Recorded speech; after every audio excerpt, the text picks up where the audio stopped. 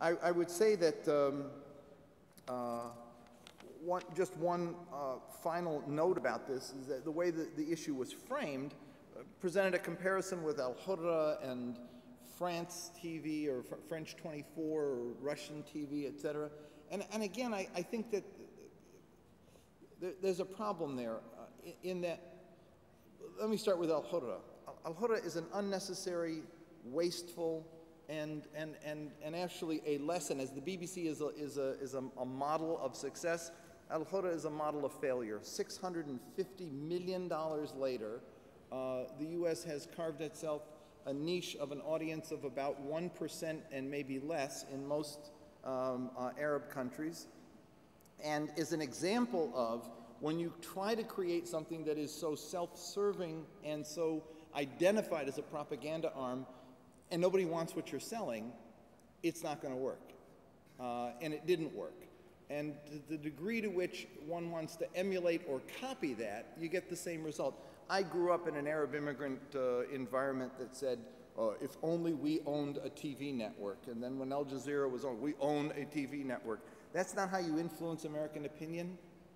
Arabs never kind of learned the lesson that they were being defined by opponents. Buying a network wasn't the way to shape image or information in the West. It was having an information strategy. Until this date, no Arab country has an information strategy on how to impact or shape news in the West. Even those who have remarkable success stories in other ways, like here, Dubai ports happened, you got rolled, you didn't react, you got shaped and defined, and you lost, and didn't know what hit you until it was too late. Owning a network wasn't going to change that. Knowing how to sense a story, anticipate it, sense it as it unfolds, shape it as it unfolds, and combat the negatives when they're out there is the way to do it. Arabs just don't do it and therefore lose. I could make other points, but I guess I'll stop there and thank you. We'll come back to you, Jim. The cook. Is this mic? Yeah, okay. Yeah. I'm a happy customer of Al Jazeera English, but like all customers, I also have my criticism. I'm actually a continental European. That's a strange tribe. We have like 400 million people in our tribe, but still it's those 60 million Brits on the other side of the channel who dominate the airwaves, the BBC. Over here we've been talking about the United States. So as a continental European, I'm asking like, so what's in this for me? I'm interested in the region. Unfortunately, my Arabic is not yet good enough to watch the Arabic channels. So I'm a happy customer of Al Jazeera English. What I'm unhappy about is that in being an alternative, in trying to be an alternative for the Anglo-Saxon dominance in the media, Al Jazeera English is sometimes very Anglo-Saxon. The faces you see, the journalists they use, and for example, last night I was in this fine hotel in my room watching Al Jazeera English, of course. I had to prepare for this debate. And David Cameron became Prime Minister of Great Britain. So what did I see on Al Jazeera English? Exactly the same as on any local London TV station. David Cameron, oh, he's holding his wife's hand now. He's walking towards Downing Street 10. Now that's what I, as a customer of Al Jazeera English, don't want to see on Al Jazeera English.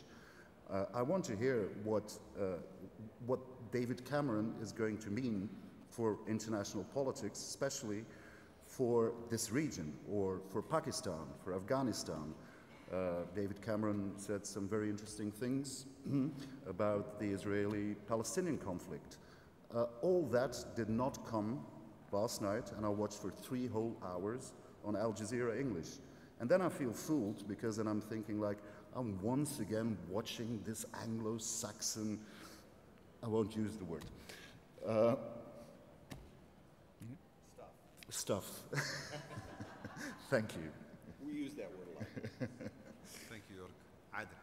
Okay, I think you know, in in a desire not to sound redundant and repetitive, I think all of the other panelists mentioned some aspect of success to help gauge whether or not Al Jazeera English constitutes a network worthy of attention.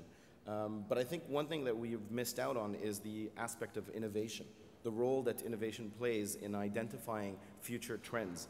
Al Jazeera English can be understood very topographically. We have to be able to cast some geographical descriptors to be able to understand how Al Jazeera English's impact is playing.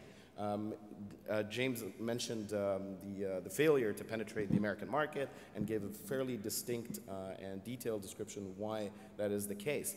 I think that's a very Americentric view, and it's partly a function of the kind of conditions that exist within the United States that make it so incredibly prohibitive for international news that originates from a multi-local environment. Whereas it's important for us to be able to basically disentangle the term Western, the fact that Al Jazeera's impact is in the West versus in the United States, but also understand that Al Jazeera English or Al Jazeera International plays a very significant role, and quite arguably their major audience exists outside of the Western world entirely. I mean, one could say that Sub-Saharan Africa and Southeast Asia and South Asia and Latin America are the primary audience for Al Jazeera English. So taking into consideration the fact that English as a second language is part and parcel of how Al Jazeera works is a fundamental point. Now, it's also of immense value to consider the immense the magnitude of the English language's penetration to the rest of the world. I mean, the fact that we can communicate here to an audience in English language, and I can't look into the audience to actually identify how many people are wearing, mics or listening to translations, but it's indicative of the fact that English is becoming a lingua franca. Not just in the Arab world, but beyond. And so the English language has a salience to it that allows the Arab world, for the first time ever, really to cross the divide. What other institution, what other English language institution originating from outside of the Western world has been able to penetrate the North American market? And being a Canadian, I could say that last week, Al Jazeera English is now going to be available on Canadian cable systems, available to 30 million Canadian homes. And that is, in and of itself, a revolution. So I think it's important for us to be able to look at the concept, the idea of innovation in terms of challenging the unidirectional flow of information from north to south and west to east, but also to look at how news is being delivered. I think Jorn's point about what Al Jazeera's failures and successes might be call into question whether or not Al Jazeera is a work in progress. So we have to look at it, and really to harken back to Dr. Zuwail's very, very important comment about being able to applaud success when we see it. Al Jazeera English does constitute a revolution, and that's not coming from Arab media viewers. It comes from Western media scholars who are looking at it and starting to describe it as an effect. The last time they called anything an effect was the CNN effect in the 1990s. Al Jazeera is an effect. And so to begin to analyze it, we have to be able to look at it as a case study. And the fact that Al Jazeera is a case study indicates that something is happening. There is something going on, and there is a reason for us to gauge what the success means, but to acknowledge that the success exists. Thank you, Adel. I guess I want to go back to the same issue